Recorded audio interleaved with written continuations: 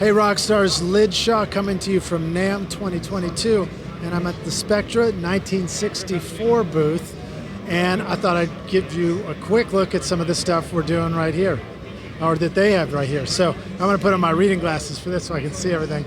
But they've got some of their cool gear here. Bill couldn't be here to show it off, so I'm going to show it off for him. Some of the stuff that you see right here are the 500 series modules. These are the STX100s. Now these are amazing. I have these in my studio at the Toy Box Studio, and they sound so good.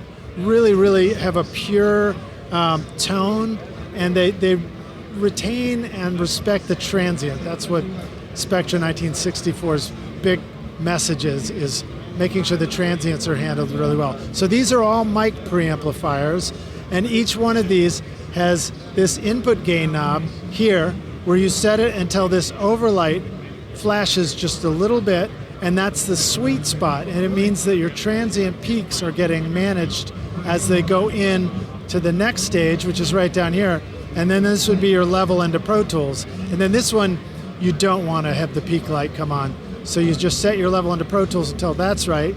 If you need a pad switch, each one of these has a pad on it for 10 dB.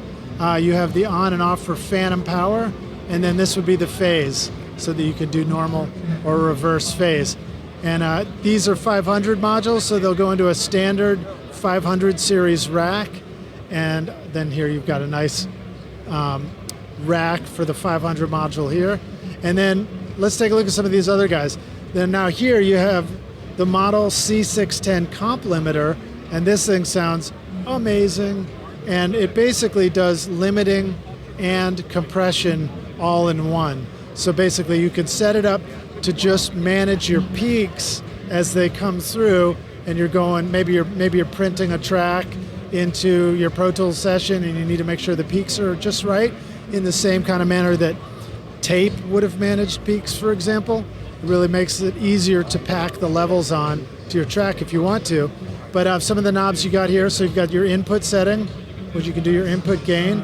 You've got your slope and your release, and I guess this is sort of similar to a compression ratio, and then this is sort of similar to a release time.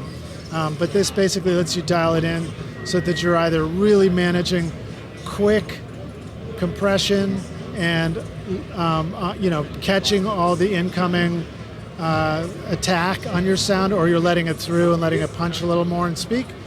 And then also, how quickly you let go of that compression. And then over here, you got meter settings, and this input pad is really helpful. So this particular unit will let you do compression and limiting on a sound where you don't even need a mic preamp. In fact, you can actually run an SM57 on a snare drum directly into this unit without a mic pre. It's got that much gain in it with this input knob over here. Or if you want to do a mic pre first, you start bringing these pad levels down for the input pad, and now you've got a very, a line level input if you've already preamplified your signal, or if you've got a slam and hot signal, you can do it at input get pad 2. I don't even think I've used my input pad 2 yet. This gives me so much flexibility.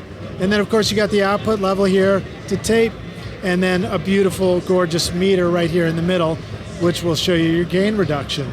So this thing sounds amazing. I really love to use it on bass tracks or vocal tracks. I use it sometimes on guitars and things like that as well.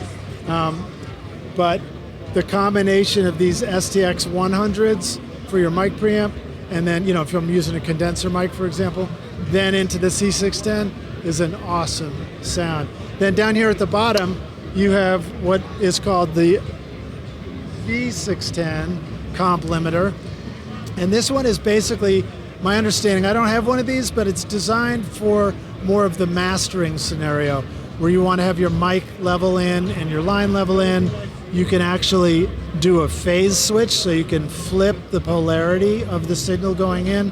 You have a series of input pads as well, I guess, which is cool. And then you have phantom. Oh, I guess this is this must have some preamplification too. So I guess you could do, oh right, because you have a mic input. So very cool. So I guess it's more than just mastering.